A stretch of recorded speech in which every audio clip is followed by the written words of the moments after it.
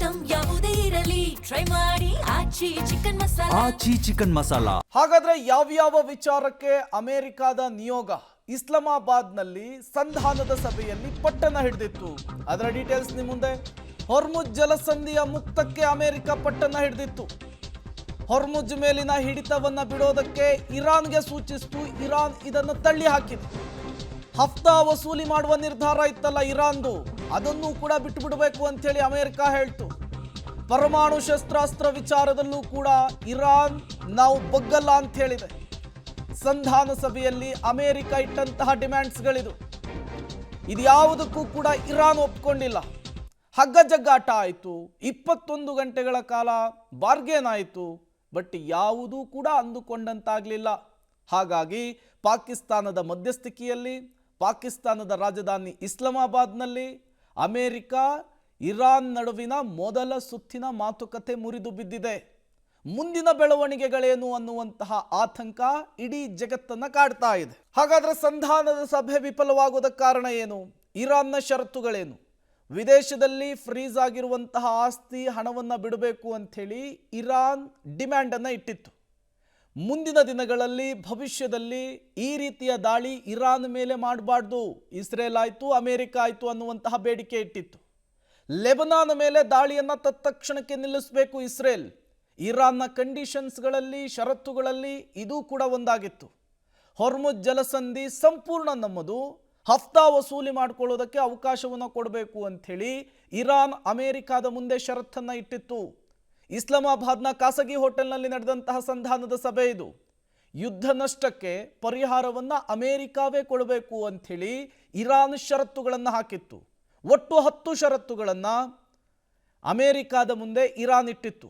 ಆರ್ಥಿಕ ನಿರ್ಬಂಧ ಹೇರಿತ್ತಲ್ಲ ಅಮೆರಿಕ, ಅದನ್ನು ತತ್ಕ್ಷಣಕ್ಕೆ ತೆರವು ಮಾಡಬೇಕು ಅಂತ ಕೂಡ ಇರಾನ್ ಷರತ್ತನ್ನು ವಿಧಿಸಿತ್ತು.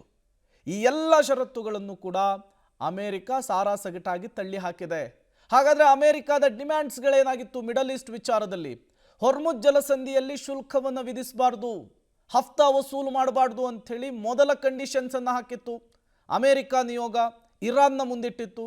ಇರಾನ್ ಯಾವುದೇ ಕಾರಣಕ್ಕೂ ಕೂಡ ಅಣ್ವಸ್ತ್ರ ದೇಶವಾಗಬಾರ್ದು, ಅಭಿವೃದ್ಧಿಯನ್ನು ಪಡಿಸಬಾರ್ದು, ಅಣು ಶಸ್ತ್ರಾಸ್ತ್ರಗಳನ್ನು ಸಂಗ್ರಹಿಸಿಟ್ಟಿರುವಂತಹ ಯುರೇನಿಯಮನ್ನು ನಾಶ ಮಾಡಬೇಕು ಅಂಥೇಳಿ ಡಿಮ್ಯಾಂಡನ್ನು ಇಟ್ಟಿತ್ತು.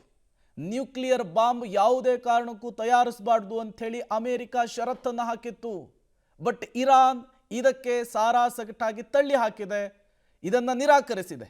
ಇರಾನ್ ಯಾವುದೇ ಷರತ್ತನ್ನು ಹಾಕಬಾರ್ದು ಅನ್ನುವಂಥದ್ದು ಕೂಡ ಅಮೆರಿಕದ ಕಂಡೀಷನ್ಸ್ಗಳಾಗಿತ್ತು. ಇದನ್ನು ಕೂಡ ಇರಾನ್ ಒಪ್ಪಿಕೊಳ್ಳೋದಕ್ಕೆ ರೆಡಿ ಇಲ್ಲ ಅಂತ ಹೇಳಿದೆ. ಹಾಗಾಗಿಯೇ ಮೊದಲ ಹಂತದ ಸಂಧಾನದ ಸಭೆ ಮುರಿದು ಬಿದ್ದಿರುವಂಥದ್ದು. ಡೀಟೇಲ್ಸನ್ನು ಕೊಡ್ತಾರೆ ಶಬೀರ್, ನೇರ ಸಂಪರ್ಕದಲ್ಲಿ ಜಾಯಿನ್ ಆಗಿದ್ದಾರೆ. ಶಬೀರ್, 40 ದಿನಗಳ ಯುದ್ಧ, ಜಗತ್ತು ಅಲ್ಲೋಲ ಕಲ್ಲೋಲ ಆಗಿತ್ತು. ಅಲ್ಪ ವಿರಾಮ ಬಿದ್ದಿದೆ. ಸಂಧಾನದ ಮಾತುಕತೆ ಸಕ್ಸಸ್ ಆದರೆ ಎಲ್ಲವೂ ಕೂಡ ಸಲೀಸ್ ಅಂಥೇಳಿ ಜಗತ್ತು ನೋಡ್ತಾ ಇತ್ತು. ಬಟ್ ಮೊದಲ ಹಂತದ ಸಂಧಾನದ ಮಾತುಕತೆಯೇ ಮುರಿದು ಬಿದ್ದಿದೆ. ವಾಟ್ ನೆಕ್ಸ್ಟ್ ಅನ್ನೋದು ಶಬೀರ್? ನೋಡಿ ಪ್ರೇಮ್, ಕದನ ವಿರಾಮದ ಸಂಧಾನ ಮಾತುಕತೆಗಳು ಏನು ನಡೆಯುತ್ತೆ, ಆ ಮಾತುಕತೆಗಳಲ್ಲಿ ಫಸ್ಟ್ ಮೊದಲ 1-2-3 ಸಭೆಗಳಲ್ಲಿ ಈ ರೀತಿಯಾದಂಥ ಬೆಳವಣಿಗೆಗಳಾಗುವಂಥದ್ದು ಸಹಜ. ಯಾಕೆಂದರೆ ಎಕ್ಸ್ಟ್ರೀಮ್ ಲೆವೆಲ್ ಡಿಮ್ಯಾಂಡ್ಸ್ಗಳನ್ನು ಇಟ್ಕೊಂಡು ಹೋಗಿರ್ತಾರೆ. ಆ ಡಿಮ್ಯಾಂಡ್ಗಳ ನೆಗೋಷಿಯೇಷನ್ ಆಗುವಲ್ಲಿ ಎಲ್ಲೋ ಒಂದು ಕಡೆ ವಿಫಲ ಆದಂಥ ಸಂದರ್ಭದಲ್ಲಿ ಮೊದಲ ಅಥವಾ 2ನೇ ಸುತ್ತಿನ ಮಾತುಕತೆಗಳು ಕೂಡ ಒಂದು ತಾರ್ಕಿಕ ಅಂತ್ಯವನ್ನು ಕಾಣೋದಿಲ್ಲ.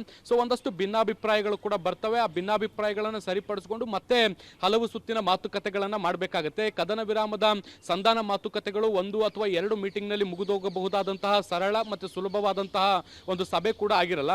ಬಹಳಷ್ಟು ಕಾಂಪ್ಲಿಕೇಶನ್ಸ್ ಇರುತ್ತೆ. 2 ದೇಶದ ರಾಜತಾಂತ್ರಿಕ ನಡೆಗಳಿರ್ತವೆ, ದೇಶದ ಅಭಿವೃದ್ಧಿಗೆ ಸಂಬಂಧಪಟ್ಟಂತೆ ಮತ್ತೆ ದೇಶದ ಇಂಟಿಗ್ರಿಟಿಗೆ ಸಂಬಂಧಪಟ್ಟಂತ ವಿಷಯಗಳು ಕೂಡ ಇರ್ತವೆ. ಸೊ ಎಲ್ಲ ಆಯಾಮಗಳಲ್ಲಿ ಚರ್ಚೆಗಳನ್ನು ಮಾಡಿ ನಿರ್ಧಾರಗಳನ್ನು ತೆಗೆದುಕೊಳ್ಬೇಕಾಗುತ್ತೆ. ಅತ್ಯಂತ ಸೂಕ್ಷ್ಮ ವಿಚಾರ ಆಗಿರುವಂತಹ ಹಿನ್ನೆಲೆಯಲ್ಲಿ ಇರಾನ್ ಮತ್ತೆ ಅಮೆರಿಕ ಎರಡೂ ಕೂಡ ಬಹಳಷ್ಟು ಎಚ್ಚರಿಕೆ ಹೆಜ್ಜೆಗಳನ್ನು ಇಡ್ತಾ ಇದ್ದಾವೆ. ಮುಖ್ಯವಾಗಿ ಅಮೆರಿಕ ಇಲ್ಲಿ ಹೇಳ್ತಾ ಇರುವಂಥದ್ದು, ಇರಾನ್ ಯಾವುದೇ ಬೇಡಿಕೆಗಳನ್ನು ಇಡದೆ ನಮ್ಮ ಮಾತುಕತೆಗಳಿಗೆ, ಷರತ್ತುಗಳಿಗೆ ಒಪ್ಕೋಬೇಕು, ಅಂದಾಗ ಮಾತ್ರ ನಾವು ಕದನ ವಿರಾಮಕ್ಕೆ ಒಪ್ಕೊಳ್ತೀವಿ ಅನ್ನುವಂಥದ್ದು. ಆದರೆ ಇರಾನ್ ಅದಕ್ಕೆ ಒಪ್ಕೊಳ್ತಾ ಇಲ್ಲ. ಮುಖ್ಯವಾಗಿ ಈ ಪರಮಾಣು ಶಸ್ತ್ರಾಸ್ತ್ರಗಳನ್ನು ಹೊಂದುವಂಥ ವಿಚಾರಕ್ಕೆ ಸಂಬಂಧಪಟ್ಟಂತ ಒಂದಷ್ಟು ಚರ್ಚೆಗಳಾಗಿದ್ದಾವೆ. ಮತ್ತೆ ಪರಮಾಣು ಪ್ರೋಗ್ರಾಮ್ಗಳನ್ನೇ ಕೈ ಬಿಡಬೇಕು ಅನ್ನುವಂಥ ನಿಟ್ಟಿನಲ್ಲಿ ಒತ್ತಡವನ್ನು ಹಾಕ್ತಾ ಇದೆ. ಆದರೆ ಇರಾನ್ ಹೇಳ್ತಾ ಇರುವಂಥದ್ದು, ಪರಮಾಣುವನ್ನು ನಾವು ಏನು ಬಳಕೆ ಮಾಡ್ಕೊಳ್ತಾ ಇದ್ದೀವಿ ಅದು ದೇಶದ ಅಭಿವೃದ್ಧಿಗಾಗಿ, ವಿದ್ಯುತ್ಗಾಗಿ, ಬೇರೆ ಬೇರೆ ಎನರ್ಜಿ ಸೆಕ್ಟರ್ಗಾಗಿ ಅದನ್ನು ನಾವು ಬಳಕೆ ಮಾಡ್ಕೊಳ್ತಾ ಇದ್ದೀವಿ. ಇದೀವಿ. ಶಸ್ತ್ರಾಸ್ತ್ರಗಳನ್ನು ಹೊಂದುವಂಥದ್ದು ಅಥವಾ ಅದನ್ನು ಬಳಸಿಕೊಂಡು ಯುದ್ಧವನ್ನು ಮಾಡುವಂಥದ್ದು ನಮ್ಮ ಉದ್ದೇಶ ಅಲ್ಲ ಅನ್ನುವಂಥದ್ದನ್ನು ಸ್ಪಷ್ಟಪಡಿಸ್ತಾ ಇದೆ. ಇನ್ನು ಹಾರ್ಮುಜ್ ಜಲಸಂಧಿಯ ವಿಚಾರಕ್ಕೆ ಬಂದಂಥ ಸಂದರ್ಭದಲ್ಲೂ ಕೂಡ ಆ ಒಂದು ನಿಯಂತ್ರಣವನ್ನು ಬಿಟ್ಬಿಡಬೇಕು ಮತ್ತೆ 18 ಕೋಟಿಯಷ್ಟು ಶುಲ್ಕವನ್ನು ವಿಧಿಸುವಂಥ ಪ್ರಸ್ತಾಪವನ್ನು ಕೂಡ ಕೈ ಬಿಡಬೇಕು ಅನ್ನುವಂಥದ್ದನ್ನು ಹೇಳ್ತಾ ಇದೆ. ಆದರೆ ಇರಾನ್ ಅದಕ್ಕೆ ಒಪ್ಕೊಳ್ತಾ ಇಲ್ಲ. ಇನ್ನು ಇದ್ರ ಜೊತೆಗೆ ಈ ಮಾತುಕತೆ ಆರಂಭ ಆಗೋಕ್ಕಿಂತ ಮುಂಚೆ ವಿದೇಶಗಳಲ್ಲಿ ಎಲ್ಲೆಲ್ಲಿ ಇರಾನ್ನ ಆಸ್ತಿ ಪಾಸ್ತಿಗಳನ್ನು ಮುಟ್ಕೋಲ್ ಹಾಕೊಳ್ಳಿದೆ ಮತ್ತೆ ಬಹಳ ದೊಡ್ಡ ಪ್ರಮಾಣದ ಹಣ ಅದು ಡಾಲರ್ ರೂಪದಲ್ಲಿ ಏನಿದೆ ಇರಾನ್ಗೆ ಸಂಬಂಧಪಟ್ಟಿದ್ದು ಅದನ್ನ ಬ್ಯಾಂಕ್ಗಳಲ್ಲೇ ಫ್ರೀಸ್ ಮಾಡುವಂತ ಕೆಲಸವನ್ನ ಕೂಡ ಅಮೆರಿಕ ಮಾಡಿದೆ. ಸೊ ಆ ಮುಟ್ಟುಗೋಲು ಹಾಕೊಂಡಿರುವಂತದ್ದನ್ನ ಕೂಡ ನಿರ್ಬಂಧಿಸಬೇಕು ಅಥವಾ ಅದನ್ನು ತೆಗೆದು ಹಾಕಬೇಕು ಅನ್ನುವಂತ ನಿಟ್ಟಿನಲ್ಲೂ ಕೂಡ ಒಂದಷ್ಟು ಡಿಮ್ಯಾಂಡ್ಗಳನ್ನ ಇಟ್ಕೊಂಡಿದೆ. ಸೊ ಈ ಡಿಮ್ಯಾಂಡ್ಗಳಿಗೆ ಸದ್ಯಕ್ಕೆ ಅಮೆರಿಕ ಒಪ್ಕೊಳ್ತಾ ಇಲ್ಲ. ಹೀಗಾಗಿ ನೀವು ಇದನ್ನ ಒಪ್ಕೊಳ್ಳದೆ ನಾವು ಮಾತುಕತೆಯಲ್ಲಿ ಮುಂದುವರಿಯಲ್ಲ ಅನ್ನುವಂಥದ್ದು ಈಗ ನಿರ್ಧಾರ ಆಗಿರುವಂಥದ್ದು. ನೋಡಿ, ಬಹಳ ದೊಡ್ಡ ಪ್ರಮಾಣದಲ್ಲಿ ಚರ್ಚೆಗಳಾಗಿಲ್ಲ. ಒಂದು 4-5 ಅಂಶಗಳ ಬಗ್ಗೆ ಭಿನ್ನಾಭಿಪ್ರಾಯಗಳು ವ್ಯಕ್ತ ಆದಂತ ಹಿನ್ನೆಲೆಯಲ್ಲಿ ಈ ಸಭೆಯನ್ನು ಅಲ್ಲಿಗೆ ನಿಲ್ಲಿಸುವಂತ ಕೆಲಸವನ್ನ ಮಾಡಲಾಗಿದೆ.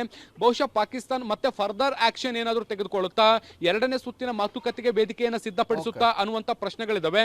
ಒಂದು ವೇಳೆ ಪಾಕಿಸ್ತಾನ ಈ ಬಗ್ಗೆ ಮುತುವರ್ಜಿಯನ್ನು ವಹಿಸದೇ ಇದ್ರೆ ಬೇರೆ ದೇಶಗಳೇನಾದ್ರೂ ಮುಂದಕ್ಕೆ ಬರ್ತಾವ, ಈ ಒಂದು ಮಾತುಕತೆಯನ್ನು ಮುಂದುವರಿಸುವಂತ ಪ್ರಯತ್ನಗಳನ್ನಾದ್ರೂ ಮಾಡ್ತಾವ ಅನ್ನುವಂತ ನೋಡ್ಬೇಕು. ಒಂದ್ ವೇಳೆ ಈ ರೀತಿಯಾದಂತಹ ಬೆಳವಣಿಗೆಗಳಾಗದೇ ಇದ್ದಂತ ಸಂದರ್ಭದಲ್ಲಿ ಮತ್ತೆ ದಾಳಿ ಪ್ರತಿದಾಳಿಯಂತಹ ಎಚ್ಚರಿಕೆಗಳು ಕೂಡ ಬರುವಂತ ನಿರೀಕ್ಷೆಗಳನ್ನ ಮಾಡಬಹುದು. ಪ್ರೇಮ್.